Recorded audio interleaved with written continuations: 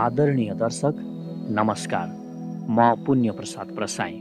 40 वर्षसम्म सिक्किम नेपालको थियो, अर्थात् नेपाल नै थियो। सन् 1775 को मे 16 मा नेपालले सिक्किममाथि आक्रमण गर्यो। सिक्किमलाई आफ्नो राज्यमा मिलाएको थियो नेपालले।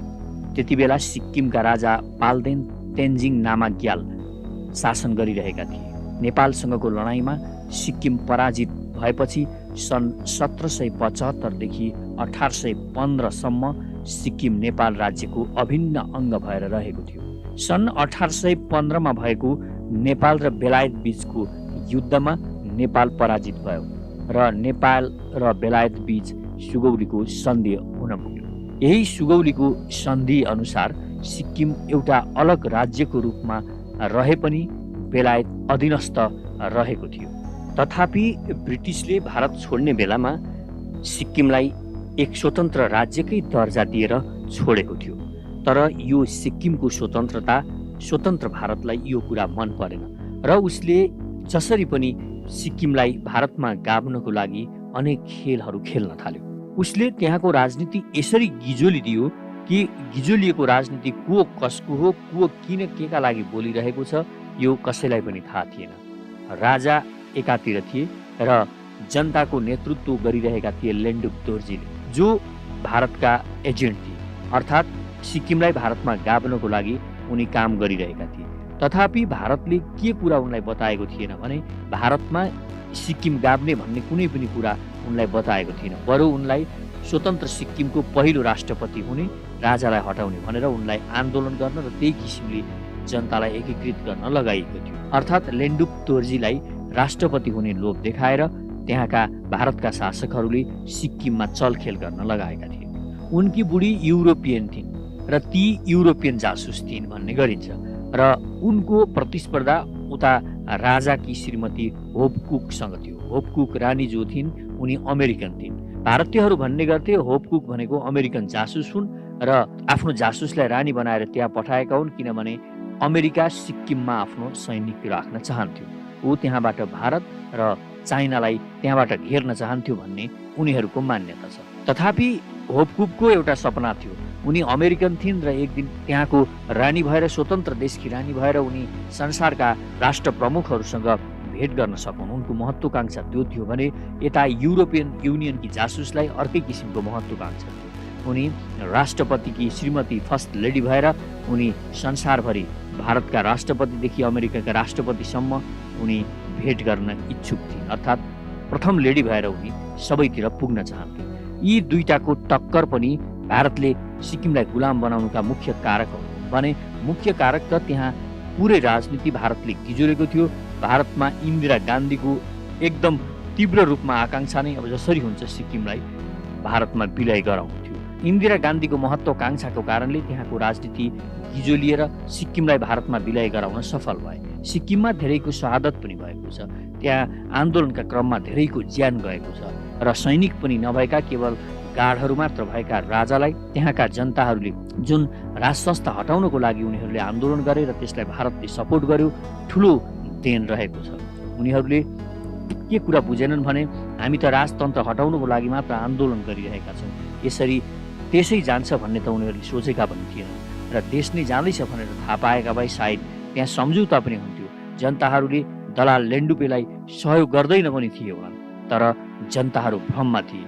उनीहरूले रातारात भोट गरे, सदन बनाए र आफ्नो देश वैधानिक रूपमै आफ्नो प्यारो मातृभूमि भारतलाई सुम्पे र आफू गुलाम बन्यो। यसरी आफ्नो देश अर्कालाई सुम्पेर गुलाम भएको, आफू गुलाम हुनलाई स्वीकार गरेको यो एउटा तड्काडो उदाहरण संसारभरि रहेको छ।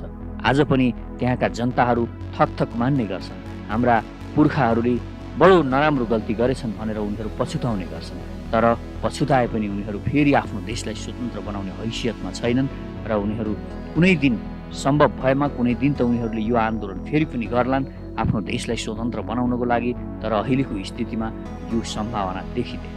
सिक्किमलाई भारतले खाइरहँदा चीनले किन त्यो बेला साथ दिएन होला, यो पनि एउटा अनौठो कुरा छ। चीनलाई सिक्किम विलय हुँदैछ र चोग्यालको गद्दी जाँदैछ भनेर राम्रोसँग थाहा थियो, नत्र चीनका प्रतिनिधिले चोग्याललाई कुनै पनि आश्वासन दिएको देखिँदैन। राजाका सहयोगी योङदाले पनि धेरै ठाउँमा यो उल्लेख गरेको पाइन्छ। त्यो बेला चीनले थोरै पनि सिक्किमको पक्षमा बोलेको भए सम्भवतः भारतको इन्दिरा गान्धीले यत्रो ठुलो साहस गर्ने थिएनन् होला सिक्किमलाई भारतमा विलय गराउनको लागि। तर चीन तर्फबाट कुनै ठुलो विरोधको आवाज देखिएन, त्यस कारणले पनि इन्दिरा गान्धी उत्साहित भए। त्यसैले सिक्किम भूराजनीतिमा इन्दिराको जति विश्लेषण गर्नुपर्ने हुन्छ त्यति नै विश्लेषण चीनको पनि गर्नुपर्ने हुन्छ। चीनका प्रतिनिधिहरूले कुरा नउठाउनाले अमेरिकाले सिक्किममा खेलिरहेको खेलबारे चीन पनि चिन्तित थियो भन्ने देखिन्छ। अर्थात् अमेरिका चोग्यालकी रानी होपकुक अमेरिकी नागरिक थिइन्। सिक्किमको विलयपछि चोग्याललाई छोडेर गएकी होपकुक कहिले पनि सिक्किममा फर्किनन् र फर्केको रेकर्ड पनि छैन। त्यतिखेर काजी प्रधानमन्त्री लेन्डुप दोर्जीकी श्रीमती पनि युरोपेली भएको कुरा त मैले माथि नै बताइहालेँ। अमेरिकन महारानी र युरोपेली कजिन दुवै अमेरिकी गुप्तचर एजेन्सीको लागि काम गर्थे। ब्रिटिसले भारतीय स्वतन्त्र सङ्ग्राम कालदेखि नै हाल भारतको नर्थ इस्ट भनिने क्षेत्रलाई टुक्र्याउने लक्ष्य लिएको थियो भनेर त धेरै पटक भनिसकिएको छ। त्यही रणनीति अन्तर्गत यी दुई खटाइएका थिए। चीनले सहयोग गरेको भए सम्भवतः सिक्किमको स्वतन्त्रता बच्थ्यो होला, तर किन चीनले सहयोग गरेन यो रहस्यको कारण भनेको अमेरिका नै हो। अमेरिका वास्तवमा सिक्किममा आफ्नो सेना ल्याउनको लागि तारतम्य मिलाइरहेको थियो, तर चीनलाई यो कुरा सह्य थिएन, न त भारतलाई थियो। र चीनले सम्भवतः के सोचेको हुनुपर्छ भने यदि त्यहाँ अमेरिकन सेना आयो भने त्यो चीनको लागि जुन खतरा हुन्छ त्यो भारतले लिइरह्यो भने पछि त्योसँग ट्याकल गर्न त भारतसँग त म आफै पनि सक्छु भन्ने आत्मविश्वास सम्भवतः चीनलाई भएको हुनुपर्छ। यही कारणले उसले भारतले सिक्किम लिँदाखेरि कुनै पनि ठुलो आवाज उठाएन, बरु त्यो बेला आफै पनि ऊ आफ्नै अन्तर्कलहमा फँसिरहेको थियो। उसले भर्खरै तिब्बत लिएको थियो र संसारभरि त्यसको विरोध भइरहेको थियो। तिब्बतमा आफ्नो पकड जमाउनको लागि उसले भारतको विरोध नहोस् भनेर पनि सिक्किममा ऊ चुपचाप लागेको देखिन्छ, चीन चुप रहेको देखिन्छ भने अर्को कुरा प्रमुख त अमेरिकी सेनाहरू त्यहाँ नआउन् भनेर नै चीन सतर्क रहेको मान्नुपर्ने हुन्छ। सम्भवतः अमेरिकाले पनि त्यो बेला केही रोल खेल्न सक्थ्यो, अमेरिका भयङ्कर प्रतिरोधमा उत्रिन पनि सक्थ्यो होला। तर यो यस्तो समय थियो शीतयुद्धकालीन समय जुन बेला अमेरिका पनि विभिन्न ठाउँमा फँसिरहेको थियो। अमेरिका भियतनामको युद्धतिर फँसिरहेको थियो, उता कम्बोडियातिर आफ्नै किसिमको समस्याहरू थिए भने विश्वका धेरै राष्ट्रहरूसँग अमेरिकाको द्वन्द्व चलिरहेको थियो, किनभने रसियाले अमेरिकालाई सिधा टक्कर दिइरहेको थियो। फेरि त्यहाँ सिधा आफू आउँदाखेरि सिक्किममा आउँदाखेरि अब त्यो टक्कर रुससँग पनि हुने भयो, किनभने भारतको रुससँग सैनिक र रणनीतिक सम्झौता भएको थियो। 20 वर्षको लागि जुन सम्झौता इन्दिरा गान्धीले गरेकी थिइन् त्यो सम्झौताको कारणले उनमा आत्मविश्वास तीव्र रूपमा बढेको थियो र उनी अमेरिकासँग भिड्नको लागि पनि तम तयार थिए। उनले भारतमा धेरै अमेरिकन कम्पनीहरूलाई निकालेकी समेत थिइन्, अर्थात् एउटा राष्ट्रवादी आन्दोलन पनि चलाएकी थिइन् जुन रुससँगको सैनिक गठबन्धनको परिणाम थियो। अर्थात् रुसको ब्याकफोर्समा भारतले सिक्किम खाएको थियो भन्न सकिन्छ र त्यसमा चीन नबोल्नुको कारण भनेको त्यहाँ अमेरिका आओस् भनेर चीन पनि कदाचित चाहँदैन थियो। यो चीनको लागि पनि समस्या थियो, त्यसकारण उसले पनि त्यसमा केही बोलेन र सिक्किमको स्वतन्त्रता सदाको लागि गयो। त्यहाँका जनताहरूले पनि यो कुरा बुझ्न सकेनन्। जब बुझे उनीहरूको त्यो बुझ्दा निकै ढिलो भइसकेको थियो। उनीहरू जुन राज संस्था हटाउनको लागि भनेर क्रान्ति गरिरहेका थिए त्यो क्रान्ति देशै खतम पार्नको लागि, देशै गुलाम बनाउनको लागि हो भन्ने कुरा उनीहरूले त्यो बेला सोच्न समेत सकेका थिए र लेन्डुपेहरू जो राष्ट्रपति बन्ने लोभमा आफ्नै देश बेचे र विभिन्न जासुसहरूले देशलाई कसरी बर्बाद पार्छन्, कसरी विभिन्न देशका जासुसहरू आफ्नो देशभित्र घुसेर काम गरिरहेका हुन्छन्, त्यो एउटा सानो सिक्किमलाई हेरे पुग्छ।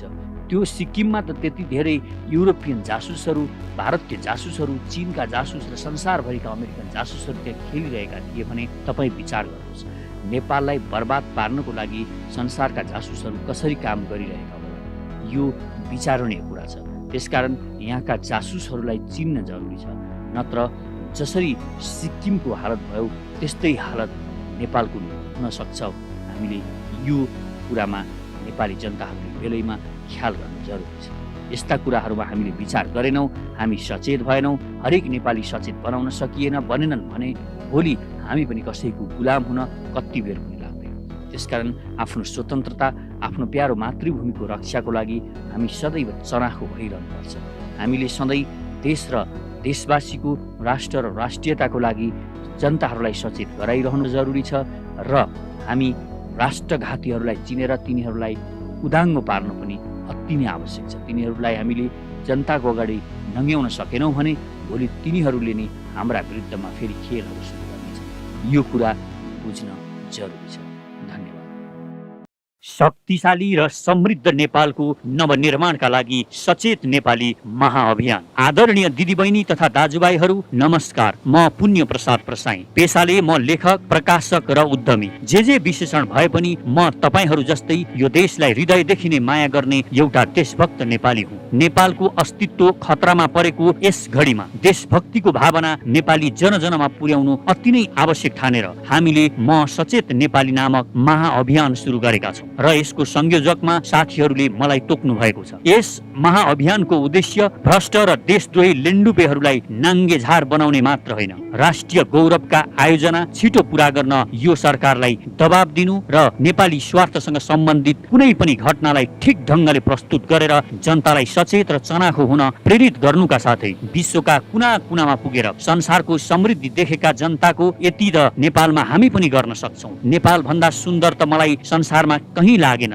भन्ने जुन भावना छ त्यसलाई मूर्त रूप दिन र उहाँहरूलाई आफ्नो मातृभूमि फर्केर परिवारसँगै बसेर केही गर्न सक्ने उद्यमी हुन प्रेरणा दिनुका साथै नेपाल र नेपालीलाई माया गर्ने सकारात्मक सोच भएका मनहरूलाई गोलबद्ध गरेर नेपालको निर्माण गर्न यहाँको व्यथिति, विसङ्गति, भ्रष्टाचार र राष्ट्रद्रोही दलाल लेन्डुपे विरुद्ध लड्न एउटा विश्वसनीय, भरपर्दो र सशक्त आवाज निर्माण गर्नु हो, जुन आवाज सुन्न यो लम्पसारवादी सरकार पनि बाध्य बनोस्। हामीलाई यो देशका भ्रष्ट र लेन्डुपे नेता, भ्रष्ट र दलाल कर्मचारी टाठा बाठा बनेर विदेशीको पैसा खाएर परे देशै बेच्न पनि पछि नपर्ने विदेशी जासुसहरूले धेरै भ्रममा पारे। अब सचेत बनौं र अरूलाई पनि सचेत गराउँ। यो सचेत नेपाली महाअभियानको उद्देश्य सानो र सुन्दर नेपाल मात्र होइन, विशाल, शक्तिशाली र समृद्ध नेपालको नवनिर्माण हो। यसका लागि तपाईँ पनि भन्नुहोस् म सचेत नेपाली। र यदि हामीसँग हातमा हात र आवाजमा आवाज मिलाएर